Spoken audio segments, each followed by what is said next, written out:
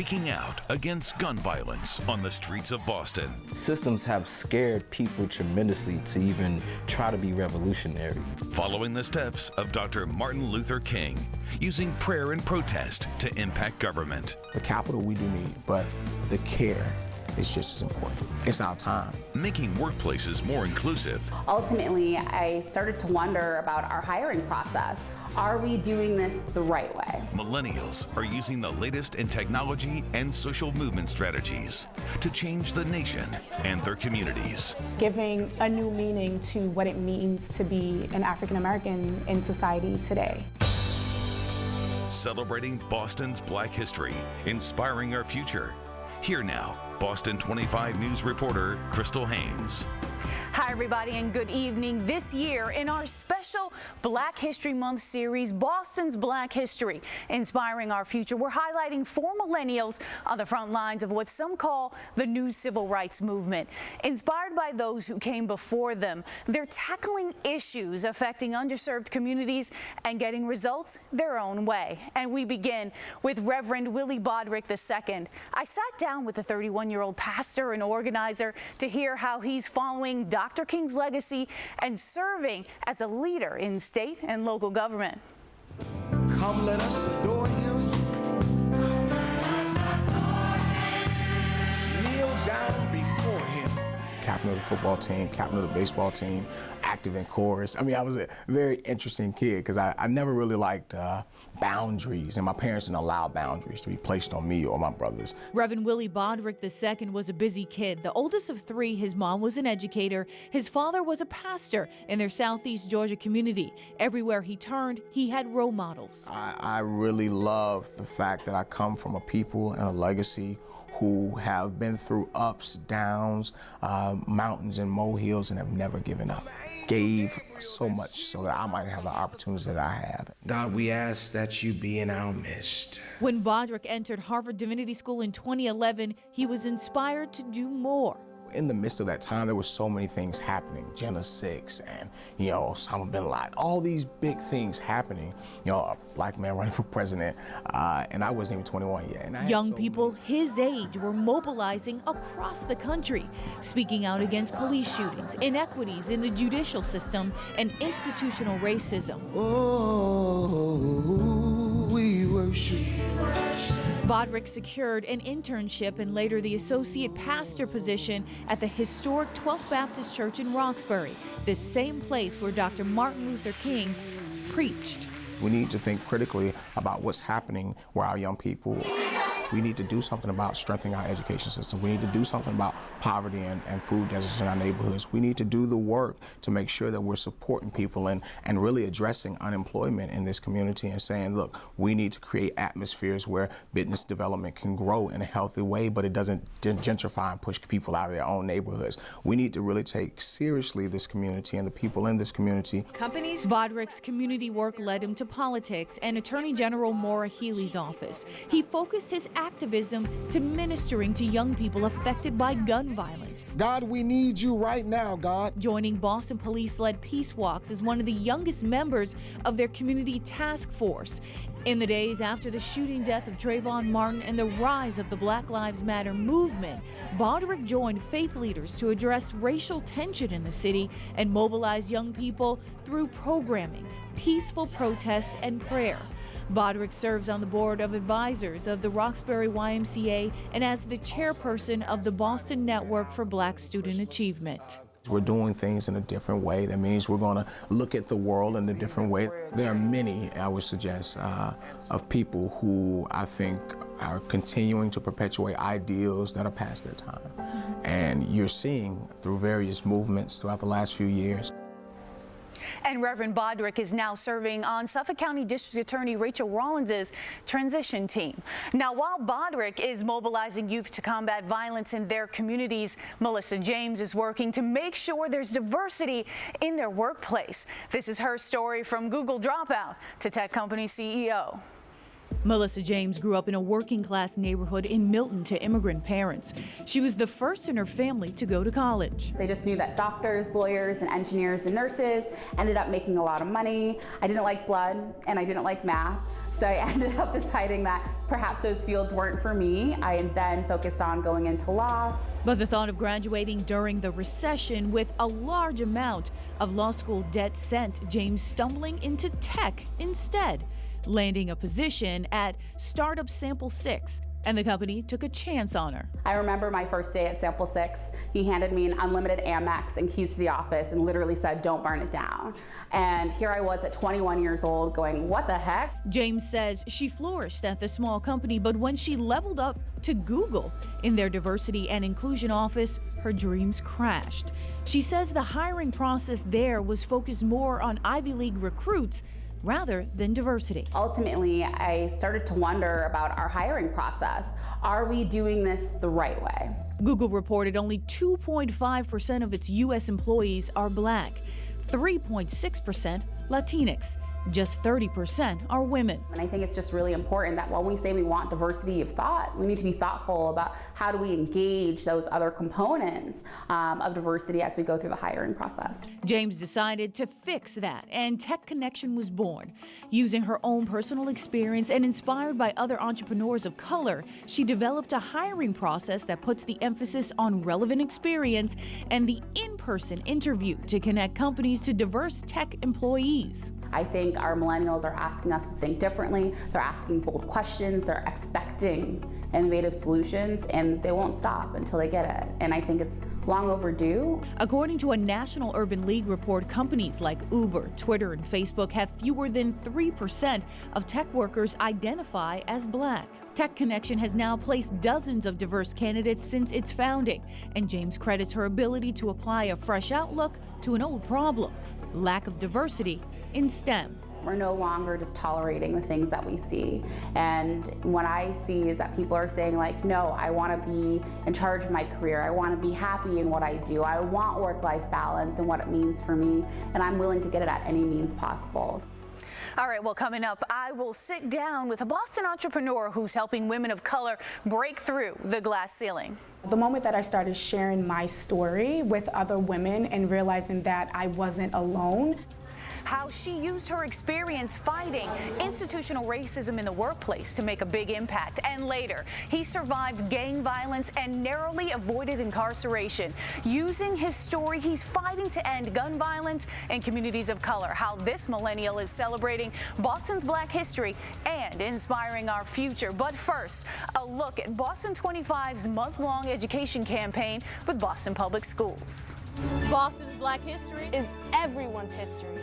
Dr. George Franklin Grant was a true innovator. He became Harvard's first Black professor in 1871.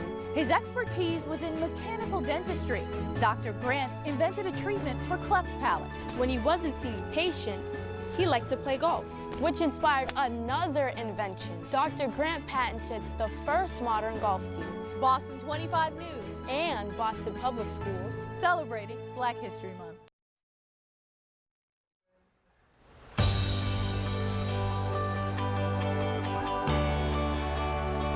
Welcome back to this Boston 25 News in-depth special celebrating Boston's Black history, inspiring our future. You know, recent data shows that women of color make up just 5% of executive or senior level positions at the S&P 500 companies. I had the chance to spend time with entrepreneur Lori Nicholas. Now, she's created a very unique networking platform for millennial women, and it's helping them connect to each other and break the glass ceiling.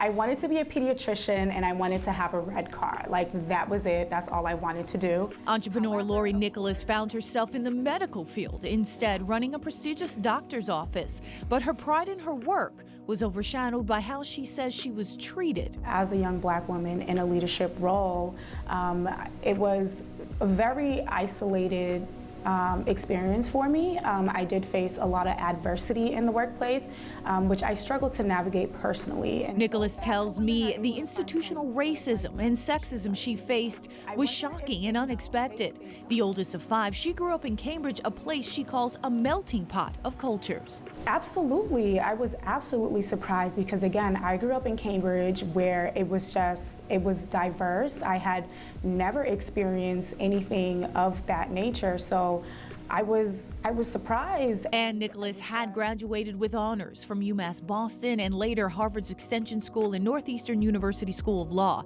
She wanted to make it work. No one in the entire organization looked like me. So there was no one that I could go and speak to that would understand where I was coming from and that would understand what I was going through. With encouragement from friends and mentors, she left the office and started her own business. Pink Fit is a nonprofit organization dedicated to promoting the importance of women's health and wellness by offering physical fitness programs, sport programs, and wellness workshops. They're best known for their Pink Sundays, a female-only football league. The moment that I started sharing my story with other women and realizing that I wasn't alone. Out of that, she started FemCove, a female-focused organization that provides a platform for millennial women to connect, collaborate, and create with other women. Monthly, women share their own experiences. And Nicholas continues to be inspired by women-centric movements like the Women's March, Me Too, and the election of a historic number of women to the House of Representatives. You know, giving a new meaning to what it means to be an African American in society today. Diversity and inclusion, it's such a buzzword nowadays, and a lot of organizations are not putting forth the effort to build an inclusive workplace, a workplace with a collaborative culture. And FemCove uses its online platform to provide a number of resources on everything from work-life balance to Black women and postpartum depression. Boston 25 News also partnered with Boston Public Schools this year as the media sponsor for the 37th annual MLK celebration at the Strand Theater in Dorchester. Schools and students were selected to participate, and their performances range from dance and spoken word to a video produced by students. The performances weaved in themes that Dr. Martin Luther King Jr. stood for, including nonviolence, justice, and equality. Now, if you missed this performance, you can catch a recording of it at boston25news.com/MLK. Well, he's fighting to end gun violence in communities of color. I am not afraid to challenge systems. I am not afraid to challenge social norms. I hate social norms. How James Mackey is inspiring others with his story of survival. And now another look at Boston 25's education campaign with Boston Public Schools celebrating Black History Month. Boston's Black history It's everyone's history. Long before slavery was abolished in 1783, a young Boston girl made a landmark achievement. Phyllis Wheatley published her first poem at 13 and was the first African American to publish a book. She endured painful hardships but found personal freedom in her poetry. A permanent memorial of Wheatley inspires girls to believe in what they can become and what they can do. Boston 25 News In Boston Public Schools, celebrating Black History Month.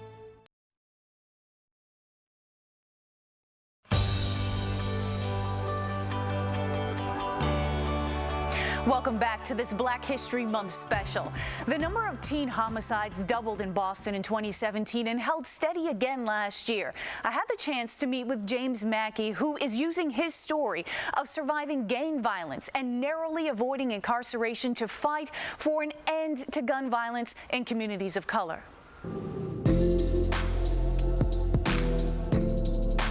Systems have scared people tremendously to even try to be revolutionary. I am not afraid to challenge systems. Community organizer James Mackey is not afraid to challenge the system that he says failed him when he was very young. And back in the mid-'80s to the early '90s, when the crack epidemic hit, my father had got incarcerated because he was trying to provide for my mom and for my older brother, sister, and me while I was in my mom's stomach. Mackey's mother raised the family alone on the south side of Chicago. He says when he was just a teenager, his brother suffered a broken neck and gang violence. His mother moved the family to Columbus, Ohio to escape. The way that society, the way that the media portrays Black men is nothing but negative. They're angry, vicious, and a whole bunch of other things. And so me seeing that as a 6-year-old, not really understanding it, but internalizing that, I became that. So I was kicked out of every public school system that I ever attended. He says it wasn't until one of his brothers was shot that he decided to make a change. I felt like it was my fault because of the lifestyle that I was living that led him down to that path. And then I had lost a stepbrother due to gang violence. And I also felt like, you know, my actions played a major role in that. A teacher took a chance on Mackey and helped him get into the AmeriCorps program with a placement in Boston. They believed in me when I didn't believe in myself. Mackey found his stride as a motivational speaker, using his story to inspire others and using his connections in his neighborhood to organize young people around issues of gun violence. He recalls being invited to the State House for a discussion with lawmakers on prison reform. Everyone on the panel was white, and the whole room was white except for Rasan Hall from ACLU. And that made me extremely upset because I'm like, most of the young people in Massachusetts who are incarcerated are black and brown young people. Mackey has collaborated with the Center for Teen Empowerment and worked with national nonprofit Youth Build and Boston's My Brother's Keeper. He started Stuck on Replay, a series of community events to talk about issues affecting communities of color.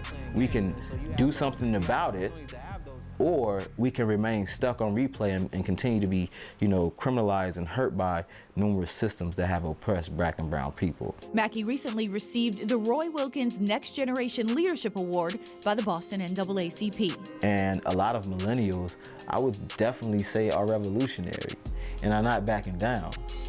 And we got a lot of energy, we got a lot of passion. You have social media now where you can be a social media guru and start movements just with a hashtag. Now, Mackey is currently working with a group of 300 men from neighborhood groups to respond to violence in the city of Boston. You know, we know that millennials are leading national civil rights movements, but they're not alone. As corny as it may sound, like, we really are the future. Up next, Generation Z, yes, teenagers are making their voices heard and fighting for equity in their communities. But first, let's share another clip from Boston 25's education campaign in collaboration with Boston Public Schools. Boston's Black history is everyone's history. Melnia Cass, you probably know the name for the boulevard in Boston. But this civil rights activist is a legend in Roxbury. She organized voting drives for women, launched kindergarten programs, and held sit-ins to protest segregation. Cass spent decades improving life for African Americans in her community, always believing small steps could lead to great change. Boston 25 News and Boston Public Schools, celebrating Black History Month. Boston's Black history is everyone's history.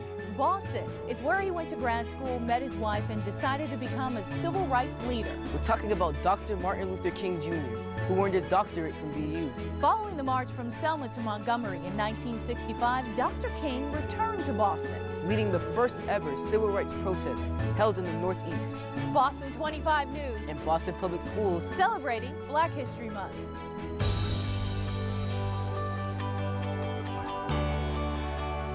Thanks for staying with us for this Black History Month in-depth special. You know, we've been profiling millennials all month, but Generation Z, those are teenagers, by the way, they're leading major national movements around civil rights.